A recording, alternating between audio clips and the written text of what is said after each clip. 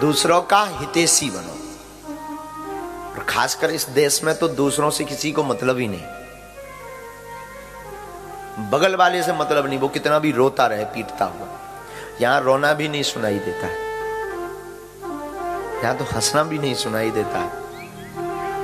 यहां तो खबर बाद में लगती है जब न्यूज चल जाती। विचित्र देश है। यहाँ तो खबर तब लगती जब 2-3 साल बाद मिलते हैं। हाँ जी आपकी वो कैसे? अरे वो तो कब के चले गए। चले गए कब कैसे? ओ बस इतने में ही शोक मना लेते हैं। ओ अब पूरी संपत्ति खत्म, इसके बाद कुछ नहीं। हमारे यहाँ तो बड़ी अद्भुत लीला है, हमारे भारत में बड़ी आत्मीयता है। खबर लग जाए तो रिश्तेदार के रिश्तेदार के रिश्तेदार के रिश्तेदार सब जुड़ जाए। हाँ जुड़ जाए सो तो ठीक है। वो अगर रो ना रहा हो तो हमारे यहाँ तो आसपास के पड़ोसी आकर के रुलाते हैं। खुद तो रोते ही हैं, वो भी रुलाते हैं। हाँ लेकिन ये विदेश है, हमने सुना है यहाँ तो रोने वाली भी किराए पे आती है। हद हो गई बाहर है? हमारा भारत अच्छा है। अब तो कितना हम लोग बदलते जा रहे हैं कि हम लोग रोने के लिए भी विदेशी वो किराएदार रखते हैं। रोने उन्हें क्या बोलते हैं? कुछ बोलते हैं रेंट पर, हायर, वो कुछ रुदालू रुदालू ना, वो रुदालू बोलते हैं। वो भी किराए पे लिए जाते हैं। हमारे यहाँ किराए पे क्या मांगना, अपना भारत इसके लिए बहुत अच्छा है। अगर वो ना रो रहा हो तो वो याद करवा कर, अरे इतने अच्छे थे, बहुत मीठा बोलते थे। खुद भी रोएगा, अगर बगल वाले को याद नहीं आ रही होगी तो करवाएगा। और 1-2 दिन नहीं, 13 दिन तक तो रुलाएगा। अच्छा 13वीं कब है भाई साहब? परसों है। बताओ चले गए, कुछ नहीं ले गए, कुछ नहीं हन ले गए। इतने अच्छे थे। अरे एक बार तो ये हमारे पीछे लड़ गए पुलिस वालों से। तो सामने वाला अगर भूल भी गया हो तो हमारे यहां याद करवाते हैं। और हमने सुना है, कल ही सुना है, आज ये सच हो या झूठ, कि ज्यादा अगर कोई बहुत करीबी मर गया तो एक तो यहां रोने वाले किराए पे आते हैं, दूसरा ज्यादा उसकी याद आती है तो पैक लगाते हैं। झंझट खत्म, समझो। अब पता नहीं सच है कि झूठ है। सच है ना? हमारे यहां तो जितना तुम पैक लगा के पीते उतना आंसू डालते हैं। विचित्र देश है। सिंपैथी नहीं है, भावना नहीं है, आत्मीयता नहीं है। आपको लगता है कि आप बहुत बड़े हो गए हो, आपको लगता है आप बहुत सभ्य हो गए हो। हमें लगता है कि आप बहुत कुछ खो बैठे हो। आप घर खो बैठे, आप संस्कार खो बैठे, आप परिवार खो बैठे, आप भावना खो बैठे, आप आत्मीयता खो बैठे। आपको लगता है कि आप बहुत सभ्य हो गए। हमें लगता है कई बार कि हम असभ्य ठीक है, हम पढ़े लिखे नहीं है, अनपढ़ ठीक है, पर किसी का मन और दिल तो पढ़कर जानते हैं। हमारे भारत के लोग, आपके, हमारे, आपके, दोनों के, हमारे भारत के लोग जरूर नहीं पढ़े, अंग्रेजी नहीं पढ़ पाते, वो आपका जो आप लिखते हैं सूचना नहीं पढ़ पाते, संदेशा मैसेजेस नहीं पढ़ पाते, वो आपके दिल और आंखों की भावना जरूर पढ़ पाते हैं। और मैं निवेदन करूंगा आपको, आप कितने भी गुणज्ञ हो जाओ, किसी का दिल पढ़ना अगर आपने नहीं पढ़ा, सीखा, आप कुछ नहीं हो, कुछ भी नहीं हो। इसलिए प्रार्थना है, आज की कथा का सूत्र, थोड़ा भी कोई हो ना, उसकी मदद करो, तुम्हारा कुछ नहीं बिगड़ना। उससे धन्यवाद सुनने की अपेक्षा भी मत रखो। यहां लोगों की आदत है, गाड़ी को साइड भी देंगे तो धन्यवाद बोलना पड़ेगा, वरना थैंक यू बोलना है। यहाँ यहाँ तो बात बात पे थैंक यू इतना फ्री हो गया कि थैंक यू भी आत्महत्या कर रहा है।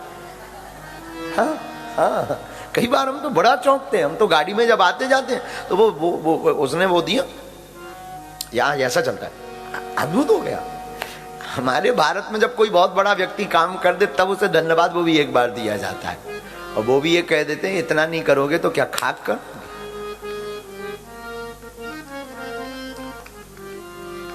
है? यहां तो अद्भुत हो गया। थैंक यू इतना सरल हो गया कि मुंह पर रखा है। सॉरी और थैंक यू, ये दो यहां के राम राम है। यहां का नमस्कार है दो, sorry sorry thank you thank you. कुछ भी धक्का दे देगा सॉरी। हमारे यहां अद्भुत, तुम धक्का दे दो, धक्का दे दिखात नहीं है, अंधा हो गया है। आंखें नहीं दी भगवान ने, बटन लगे हैं क्या? यहां तो सॉरी। हमें कई बार ये देश भी बहुत अच्छा लगता कि एक मार दो सॉरी, लेकिन बाद में खबर लगी कि यहाँ की लॉ बहुत खतरनाक है। यहां क्लेम कर दिया जाता, बात बात पर लाखों का क्लेम हो जाता है, बात बात पर। कल कोई हमको बता रहा था कि मकान के सामने कोई अगर गड्ढे में गिर गया तो वो क्लेम कर देता है, गलती उसकी, अंधा वो, क्लेम कर देते मकान मालिक पर। हमारे भारत में गिरने वाले से ही ले लिया जाता है। तू आया क्यों, इधर से क्यों निकला, दिखाई नहीं पड़ता तुझे गड्ढा था जो तू आया यहां से? अगर वो धोखे से कह दे कि ये गड्ढा पूर नहीं सकते, तेरे बाप का क्या जाता? हमारे घर के सामने गड्ढा, तू होता कौन है, हु आर यू? यहां लेकिन अद्भुत है। ठीक है, जिंदगी है, ये तो विनोद की बात थी। हम आपको कथा के माध्यम से आज के सूत्र में समझाना चाह रहे हैं कि आप हो सके थोड़ा उसमें थोड़ा सा आत्मीयता पर आओ, अपने साथ साथ अगल बगल आस पड़ोस मदद करना प्रारंभ करो। जरूरी नहीं आप धन से मदद दो, वाणी से, व्यवहार से, सपोर्ट लगाकर। हमारा एक सूत्र है सनातन के लिए, हम पिछली बार भी बोले थे, शायद 2 दिन पहले, पुनः बोलते हैं कि सनातन धर्म के लिए, सपोर्ट के लिए बागेश्वर धाम है। आप किसी की छोड़ो, हमारी लो। आप हमें धन से सपोर्ट करो या मत करो, आप हमारे पास आओ या मत आओ, लेकिन हम फिर कहेंगे सनातन धर्म के लिए अगर कोई आवाज उठा रहा तो उसके साथ बगल में खड़े हो जाओ, ताकि विपक्ष की पार्टी को पता लगे कि यह पार्टी बहुत मजबूत है। वो भीड़ देखकर डर जाए, उनको संदेशा जाए कि ये एकजुट है। धन्य रे भारत, धन्य रे सनातन, ये हिंदू। यहां हिंदू ही हिंदू की टांग खींच रहा, यहां सनातनी ही सनातनी की टांग खींच रहा। आप और धर्मों में नहीं ऐसा पाएंगे। और धर्म के खिलाफ आप एक आवाज उठा के बता दो, तुम्हारी दुकान से लेना बंद कर दें। और हमारे में बागेश्वर वालों की कोई बुराई करे ना तो तुरंत दूसरे वाले, महाराज जी हाँ तुम सही कह रहे हैं, हम तो पहले समझते इसे। लेकिन हमें कोई दिक्कत नहीं है, हम अपना काम कर रहे हैं। कोई अगर हमारी निंदा करता भी है तो हमें तो कोई फर्क भी नहीं पड़ता, क्योंकि निंदा उसकी होती है जो जिंदा होता है। निंदा उसकी है जो जिंदा है, और जब तक निंदा है समझिए आप जिंदा हैं। जिस दिन निंदा बंद हो जाए समझना आप मर गए। तो निंदा से घबराओ मत। अभी ये आपको हम सूत्र दे रहे, तुम मदद करना प्रारंभ करोगे, तुम दूसरे का अच्छा करना प्रारंभ करोगे, लोग तुम्हारी निंदा करेंगे, तय है। क्योंकि इस समाज को आदत पड़ गई है, लोगों को आदत पड़ गई है गुलाम बनने की। वो तब नहीं बोलते जब कोई उनको ऊपर राज करे। अगर कोई अच्छा करे ना, वो बोलेंगे जरूर, क्योंकि उनको टीआरपी चाहिए। उनको ये चाहिए कि देखो हम उनके खिलाफ बोल रहे हैं। कोई सनातन के खिलाफ मैसेज बनाता है, वीडियो बनाता है, हम लोग उसी को देखते हैं। और देखते सो तो ठीक है, वायरल ऊपर से करते, ये देख भाई क्या चल रहा है। हम यही कहेंगे, आप परोपकार करना प्रारंभ करो और सनातन के साथ खड़े होना प्रारंभ करो। अगर कोई सनातन के विरुद्ध काम कर रहा उसको इग्नोर करना शुरू करो। हमें लड़ना नहीं, इग्नोर करो, आउट करो। अपनी जिंदगी में आप बहुत खुश होना चाहते हो ना, तो खुशियां लेना भी सीखो और बांटना भी सीखो।